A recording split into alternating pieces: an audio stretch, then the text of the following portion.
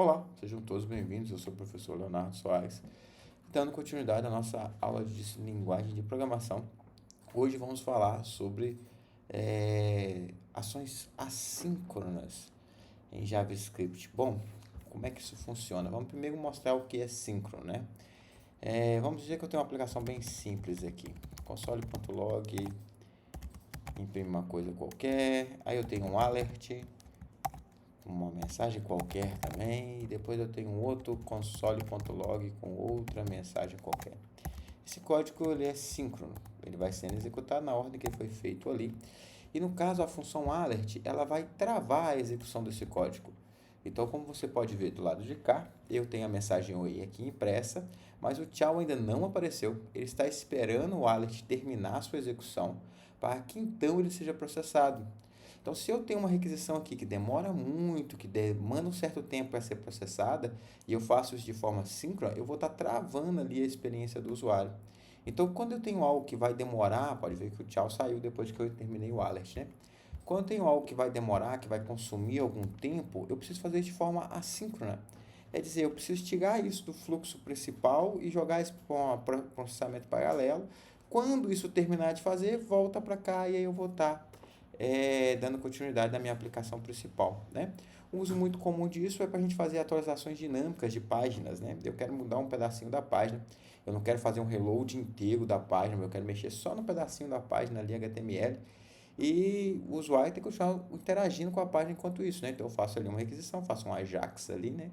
E pego aquilo e volto o conteúdo para o lugar. O foco dessa disciplina é ensinar JavaScript e não ensinar front-end ou back-end, né? Vocês vão ter disciplina, vocês que estão regularmente matriculados na nossa pós vão estar aprendendo isso em matérias separadas. Se você não está, venha fazer uma pós com a gente. Então, o nosso objetivo aqui é ensinar JavaScript, a linguagem, sim. Então, eu vou ensinar como é que funciona.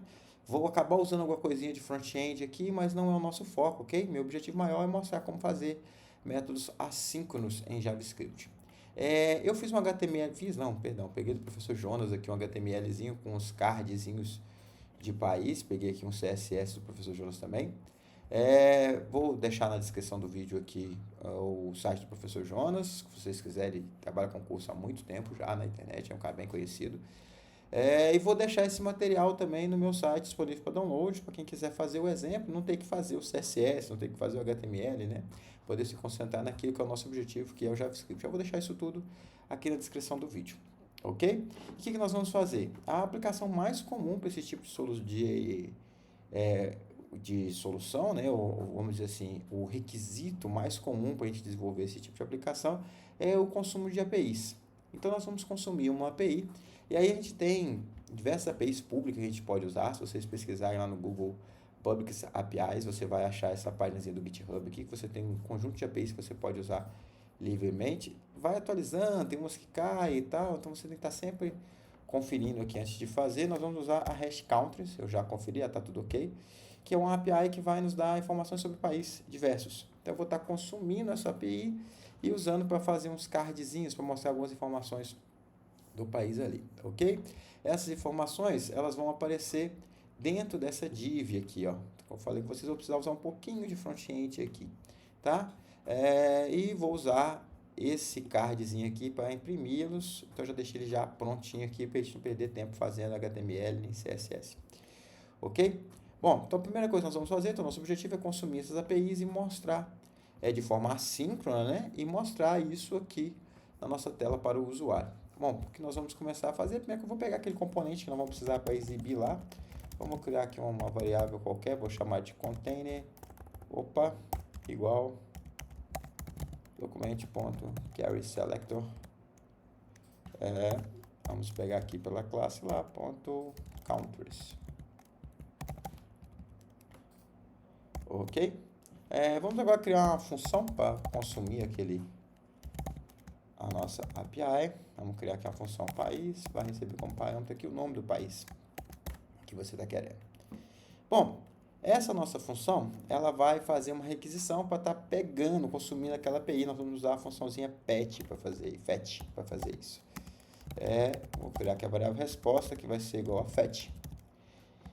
Fetch é uma função moderna para fazer esse tipo de ação. A gente não precisa mais usar HTTP XML, HTTP Request, que é uma forma antiga de fazer, que era terrível. Então o Confetti já fica mais fácil, ainda tem jeito melhor de usar do que nós vamos usar aqui, mas eu vou mostrar primeiro essa versão Confetti com callbacks alinhados, depois vou mostrar como que se faz com a função assíncrona, que é um jeito ainda mais moderno de se fazer isso. Bom, aqui eu vou precisar passar o endereço da nossa API, vou copiar ela aqui, jogar no template que fica melhor. Então, a nossa API, o endpoint dela, se você vier aqui, você vai ter os endpoints da nossa API, tá vendo? Então, você vai ter diversos endpoints. Eu estou interessado nesse endpoint aqui, ó, que trabalha com o nome do país, ok? Então, vou passar aqui já dentro de um template, ó, e vou substituir aqui pela variável, que é exatamente o que está me dizendo para fazer aqui, tá vendo? Então, eu vou passar aqui a versão, name e o nome do país que você quer carregar. Esse carinha vai gerar para nós uma promessa de resposta. E vai gerar um promise. Vamos jogar esse cara aqui para o console para a gente poder ver. Console.log, resposta. Olha só. Ele vai vir aqui para mim. Já salvei. Ele se recusa. Console.log. Eu não chamei a função, né? Aí se você não chamar a função, não vai não, professor. Muito bem. Vamos chamar aqui get país. Vamos chamar Austrália. Austrália. Agora é o seguinte, executa a função. Eis que me retorna um promise. O que é esse promise? Quando você está consumindo uma API, fazendo uma chamada assíncrona, nesse momento, você fez a requisição e você tem ali uma promessa. Essa promessa pode se concretizar ou não. Essa requisição que você fez, ela pode se tornar uma resposta com os dados que você está querendo, mas também pode dar um erro e você não vai conseguir ter acesso àqueles dados. Então, agora, o JavaScript trabalha com promises. E eu tenho que processar essa promise e dizer, ó, se deu tudo certo com essa promise, o que eu quero fazer? E se deu errado, o que eu quero fazer? No meu caso aqui, dá certo é pegar esses dados desse país, ok? Não quer dizer que o país exista, nós vamos tratar isso também. Dar certo quer dizer, eu consegui ir lá no site, consegui ter uma resposta da API. Essa resposta quer dizer para mim que deu tudo certo, a requisição da API funcionou. Se o país, por exemplo, não existe, vai me retornar um not found ali, mas a requisição deu certo. A API aqui vai falhar no caso se não tiver internet, onde está o endereço errado. Aí sim, um endereço inválido, né? Não tem internet, a gente tem um endereço inválido ali, o DNS não conseguiu resolver esse endereço para mim. Aí sim vai ter uma falha, eu vou tratar isso como um erro, ok? Para fazer isso aqui, então, por enquanto, eu tenho uma promessa, eu ainda não tenho os dados aqui ainda, eu preciso de uma resposta. Eu vou esperar ele terminar essa resposta e para dizer para ele, ó, quando você terminar, eu vou usar aqui o método den. Vamos passar para a linha de baixo. O den vai ser chamado, ele vai ficar aguardando essa resposta se transformar ali, essa promessa se transformar numa resposta, e aí ele vai executar. Quando você terminar de fazer a requisição, ela foi preenchida corretamente, aí você vai executar esse callback. Você pode passar por ele aqui dois parâmetros, um é o callback da resposta ok, o segundo é o callback se der algum erro, tá? No caso aqui nós vamos trabalhar com erro aqui não, eu prefiro trabalhar com esse erro separado lá embaixo com o catch. Mas tudo bem. Então agora se eu tenho um retorno desse país, eu vou fazer aqui com um arrow function. Então eu tenho aqui um parâmetro que é a resposta, né? E agora o que eu vou fazer? Vou mandar ele imprimir a minha resposta aqui agora. Vou mandar ele dar um console.log. Vamos abrir aqui para ficar mais fácil para a gente. Vamos abrir esse carinha aqui e vamos dar um console.log no resposta que eu tenho aqui para a gente conseguir tá visualizando. Olha, veja que agora o que era uma promessa, como eu já estou dentro do den, agora se transformou em uma resposta. Tá vendo? Essa resposta tem alguns campos aqui, ó. O body ainda não é visível, porque eu tenho que chamar a função JSON para eu ter essa resposta. Ok? Eu tenho aqui o headers, tenho aqui status, né? O status, por exemplo, então, com código de status. Se começou com 2, é um código que indica sucesso, 200, ok. Mas, por exemplo, se tivesse um endereço errado, se em vez de escrever Austrália, eu tivesse escrito um nome de país que não existe, ó, quando eu chegasse aqui, ó, ele ia me dar uma resposta vindo aqui, ó, o status, o ok está falso, dizendo que isso não está ok, tá vendo? Não chegou os dados e o status é 404, uma página não encontrada.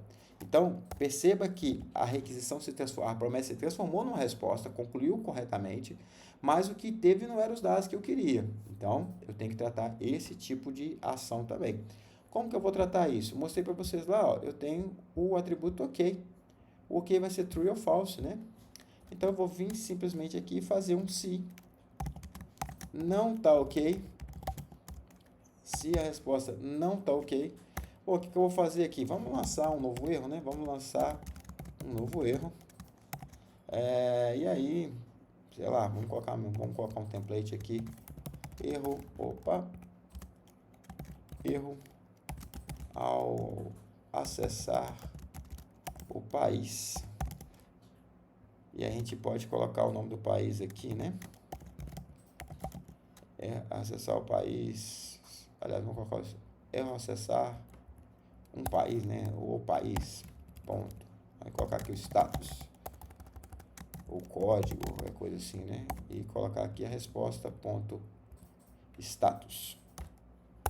Resposta ponto status. Se ele der algum erro, ele vai lá e vai lançar essa exceção pra gente. A gente só vai ver essa exceção se ele lançar a mesma, ok? Então, no nosso caso aqui, ó, ele não lançou a exceção. Agora, se eu fizer isso aqui, ele vai lançar essa exceção, ó.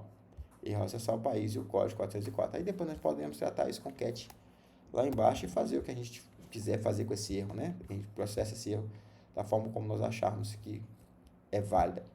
E agora, esse response, os dados dele, para eu pegar os dados da resposta, que é o que eu realmente quero, eu preciso usar o método JSON.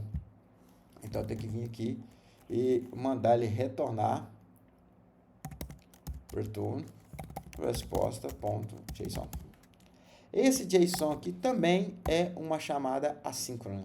Esse método aqui também vira uma promessa de resposta que pode ser concluída ou não, ok? Então, de novo, o que eu vou fazer aqui? Eu vou esperar essa resposta ser concluída e aí vou, de novo, fazer um then aqui, ó. Esse then agora está vindo em resposta a esse JSON aqui que também gerou uma promise para mim, ok? Vou de novo fazer com um arrow function aqui. Vou colocar aqui um dados, o nome qualquer que eu vou dar para ele. E vamos lá fazer essa função. Então, a primeira coisa que eu vou fazer, vamos mandar imprimir o console.log. Vamos mandar imprimir os dados aqui para a gente poder ver o que a gente está trabalhando, né? Olha, ele tem aqui para mim na saída um vetor. E dentro desse vetor eu tenho um objeto.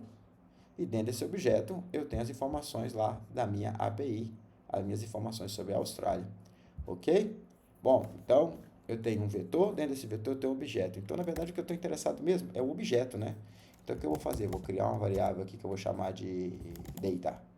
E vou falar que essa minha variável recebe os dados na sua posição 0, porque é o meu vetorzinho ali, ok? Então, agora essa minha variável data aqui, ela tem os dados do objeto que foi retornado, o objeto JSON que foi retornado lá pela minha API, beleza? Agora eu vou fazer o cardzinho. Então, eu vou copiar o card que nós já deixamos pronto aqui, né?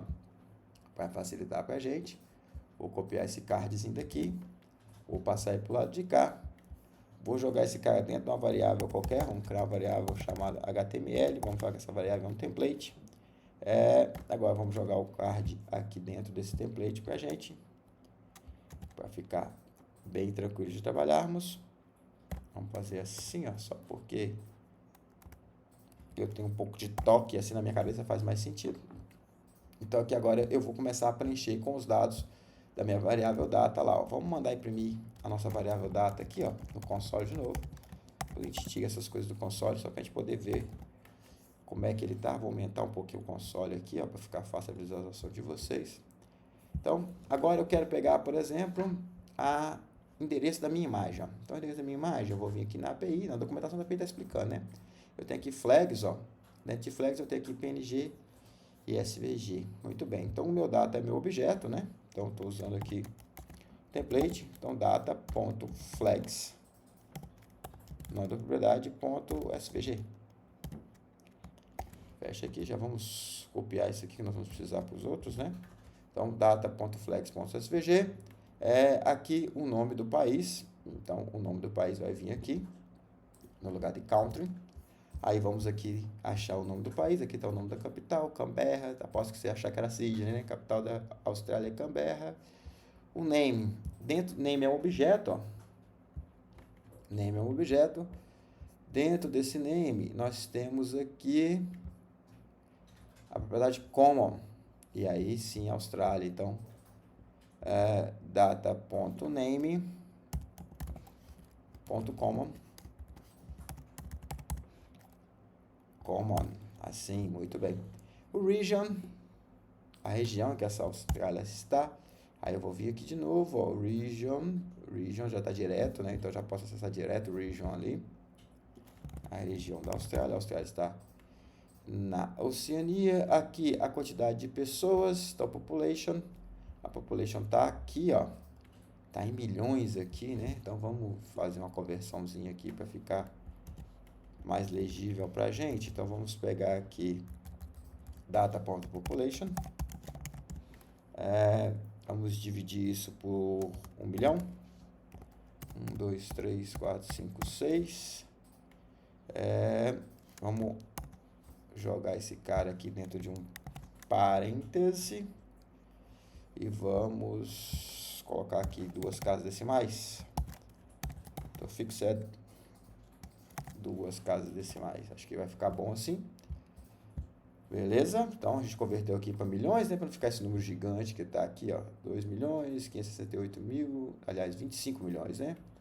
687.041 pessoas. Contar aqui ao pé da letra a população da Austrália. Agora, vamos pegar aqui o idioma dele, ó. Então, tá aqui a language. Vamos procurar aqui no nosso objeto como é que tá. Ele está salvando automático, está dando reload na minha página, não tem problema. A gente volta aqui, vamos aqui no language, ó. No language, o objeto está aqui com um eng e english. Então, essa chave aqui também é dinâmica, tá vendo? Então, essa chave aqui ela é dinâmica e ela está mudando de acordo com a sigla do idioma que fala. Então, por exemplo, no pegar do Portugal, vai ser um por e português do lado. Então, essa chave está dinâmica, então eu não posso usar direto essa chave, não posso colocar language.eng, porque pode ser que não funcione, né? Quando esse atributo pode não existir. Mas ele é sempre um objeto, então tá tranquilo para a gente trabalhar. O que nós vamos fazer então? Já que eu sei que ele é sempre objeto, eu vou usar aqui object.values. Object.values vai retornar um vetor com as propriedades de um objeto. E aí eu vou colocar aqui data.language. Ok? Então isso aqui vai me retornar um vetor com as propriedades desse objeto, ignorando as chaves, que no caso aqui só vai ter uma. E aí eu pego essa propriedade, ela está na posição 0 do vetor. Ok? Agora vamos pegar aqui a moeda, currency. Vamos achar aqui currency, tá? No formato parecido com o idioma, ó.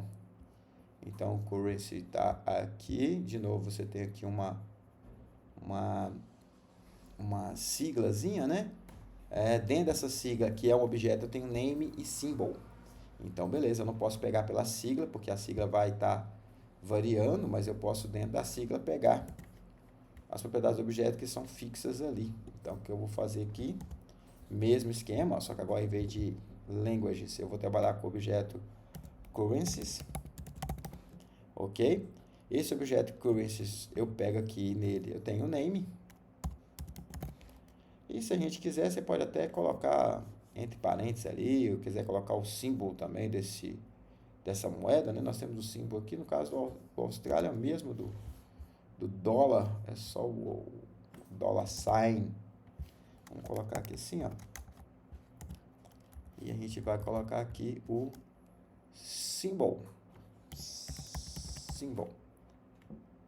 Ok? Muito bem, me parece que sim. Então, isso tudo agora está dentro da minha variável HTML. Fui preencher essa variável com os dados lá da minha requisição da minha API. Agora, o que eu vou fazer? Então, isso tudo está dentro do DEM lá. Quando eu transformei esse cara no JSON, ele retornou aqui uma promessa. Quando essa promessa se concluir, certo? Ela aconteceu. Agora, eu estou vindo aqui carregando a minha variável HTML. Agora, eu preciso mandar essa minha variável HTML lá para a minha tela, né? Aí eu criei aquela variável container lá em cima, lembra dela? Aquela variável container está representando uma div lá no meu HTML, né? Então, container ponto insert adjacente HTML for int adjacente HTML Eu estou escrevendo da div, né? Before end, para a gente conseguir manter o que já tem nela. E aqui a nossa variável HTML. Ok? Não se preocupa com essa parte mais de front-end. Essa parte mais de front-end vocês vão ter. Quem está fazendo a disciplina aqui conosco vai ter uma disciplina tecnologias front-end. E lá você vai trabalhar esse tipo de coisa. Se você caiu aqui de paraquedas, aqui nós estamos trabalhando bem a linguagem, você vai ter que estudar um pouquinho sobre esse front-end separado, mas aqui bem tranquilo, né? Estou inserindo HTML em um div que eu capturei aqui em cima. Esse div está lá na minha página HTML, né? Estou pegando esse div e colocando o HTML dele aqui. HTML vai depois, antes do final ali, né? Para manter o que já tem ali bonitinho nele. E tem um outro detalhe, é que esse CSS, ele tá com... Cadê? Ele tá com opacity aqui, ó. Ele tá com opacity 0, ó. Tá aqui, ó. Tá vendo? Então eu preciso alterar esse opacity para ele ficar visível lá na tela, né? Então ele não tá visível. Eu tenho que vir aqui no meu... Opa, tô escrevendo no lugar errado. Container.style. Para eu acessar a propriedade, o CSS dele. Style.opacity. Opacity igual a 1. Muito bem. Vamos testar o nosso código, ó, e já está tudo aqui bonitinho, ó. Então, aqui na população ficou 25.69, não ficou o quê, né? Acho que seria legal a gente colocar aqui na população, ó. Na population, aqui colocar milhões de pessoas, né? Milhões de pessoas. Aí, agora ficou melhor. E aí você pode vir aqui e chamar quantas vezes você quiser. Então, vamos pegar aqui, nós colocamos a Austrália, vamos colocar aqui também, colocar o Brasil primeiro. Brasil, o que é isso? Tem um dicionário aqui, vamos fechar. Vou tirar na edição, mentira. Então, temos aqui o Brasil e a Austrália, ok? Ó, vocês viram que em determinado momento aqui a Austrália apareceu antes do Brasil? Deixa eu ver se vai acontecer de novo. Seria interessante isso acontecer de novo, mas aconteceu. Você pode voltar o vídeo alguns segundos aí, você vai ver que em um determinado momento a Austrália apareceu antes do Brasil. Por quê? Como eu estou chamando essas duas funções aqui embaixo, essas duas funções estão operando de forma assíncrona, eu não tenho garantia que uma termina antes da outra. Então, por algum motivo, embora eu tenha chamado na ordem Brasil e Austrália, por algum motivo a requisição da Austrália terminou primeiro do que a do Brasil. E aí ele mostrou para mim, ele foi lá e executou, né? O Dan ficou esperando, e aí ele executou essa versão do código primeiro, então apareceu fora de ordem ali, ok? Bom, aqui a gente consegue ter aí no vídeo de vocês a tela inteira, ó. Vamos só tirar o use strict ali, você consegue ter o código inteiro aqui. E dessa forma que nós estamos fazendo, funciona perfeitamente, como vocês viram, já é uma forma moderna, que não está usando XML HTTP Request, que é uma forma mais antiga de fazer. Mas nós temos um jeito mais moderno de fazer, que é usando funções assíncronas. Você pode ver que a minha função é uma função comum aqui, e eu estou fazendo uma chamada que precisa ficar esperando por essa execução assíncrona. Eu faço isso com fetch, que me retorna uma promise, e aí eu dou o DM, que fica guardando ali. Mas nós temos as funções assíncronas que agora me permitem usar o awaiting para poder fazer isso ficar mais legível. O código vai funcionar de forma muito parecida, continua usando promise, muitíssimo parecido, só que um código muito mais legível, muito mais fácil de você trabalhar. Então nós vamos mudar isso aqui para agora trabalhar dessa forma mais moderna, vamos dizer assim. Só que antes eu acabei me lembrando que a gente esqueceu de tratar possíveis erros, né? Então, para passar possíveis erros, do mesmo jeito que na promise eu aninho aqui o then, eu uso then e posso usar catch e finally. Lembra do try, catch, finally? Agora eu posso usar then, catch e finally. Então, eu posso vir aqui e colocar um ponto catch, ó. Vamos também tratar aqui com error function, né? Então, vamos tratar aqui, vamos chamar de erro. E aí, o que você quer fazer se retornou um erro qualquer, né? Vamos o que? Vamos fazer só um console.log. Console.log, e aí você trata o erro do jeito que você quiser, ok? Vou só mandar imprimir o objeto erro aqui. E eu posso, da mesma forma que eu estou tratando com com o cat aqui, eu estou tratando a mensagem de erro, eu posso perfeitamente tratar o finally. Lembra do finally lá? Vamos fazer assim, eu gosto de fazer separadinho assim para ficar mais legível. E eu posso colocar também aqui um finally. É o mesmo esquema lá do try catch, lembra? Qual que é a ideia do finally? Ele vai executar ou o then, se o then der tudo certo, ele vai parar ali no then. Se der alguma mensagem de erro, lançar alguma exceção, ele vai cair no catch. E independente do que aconteça, independente do que ele ter feito o then inteiro, ou ele ter parado em parte do then e ter feito o catch, ele sempre vai executar o finally. Né? Então você usa muito isso para quê? Qualquer coisa aqui. Você usa muito isso para quê? Você usa muito isso para... faltou um parênteses aqui, nem abrir só um parênteses aqui. Aqui, agora aqui. Muito bem. Você usa muito, por exemplo, eu estou mandando ele carregar aqui a bandeira do Brasil. Enquanto ele está carregando, eu coloco aqui um loadzinho, um spinner. Então ele vai ficar girando aqui e tal. No cat eu vou tratar eventuais erros. Então, por exemplo, se eu tiver uma coisa qualquer, tipo um Brasil com X aqui, ele vai tratar o erro aqui, ó. Ele foi lá e imprimiu para mim o erro, tá vendo? E independente disso, no finally, eu vou lá e vou sumir o spinnerzinho que eu deixei rodando. Tá? Então eu vou tratar o erro dentro do then, eu não vou abrir um try catch, dentro do then eu coloco o catch e aí coloco o finally. Ok? Então, isso já é um jeito mais moderno de se fazer, já é um jeito mais recente de fazer. O antigo é usando XML HTTP request, mas nós temos um jeito ainda mais moderno, que é usando funções assíncronas. Então, a função assíncrona, eu venho aqui e coloco um async nela. Então, venho aqui e coloco um async nela, isso aqui vai...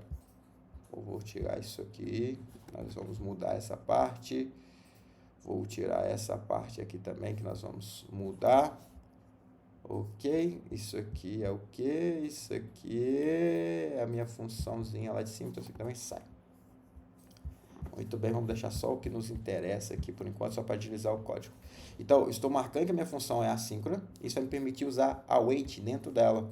Vai permitir usar comandos assíncronos dentro dessa função, de uma forma mais simples. O código fica parecendo um código síncrono, o código fica mais fácil de você ler.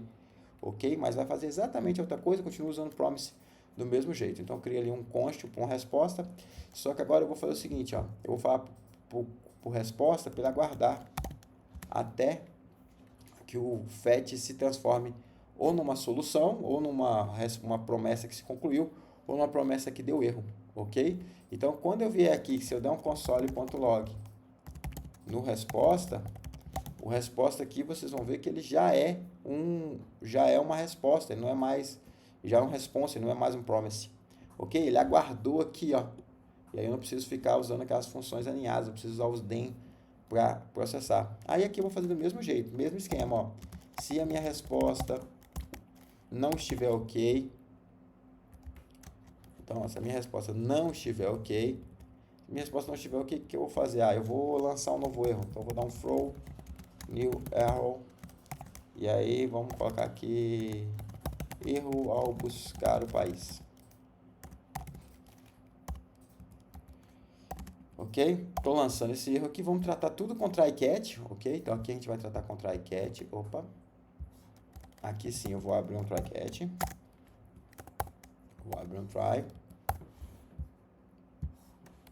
Vou fechar esse try aqui. Eu vou deixar ele alinhado errado aqui, só para ficar, a minha tela tá pequena, o espaço continuar, mas vocês sabem que tem que dar um tab aqui, né? Isso aqui tem que estar alinhado, né?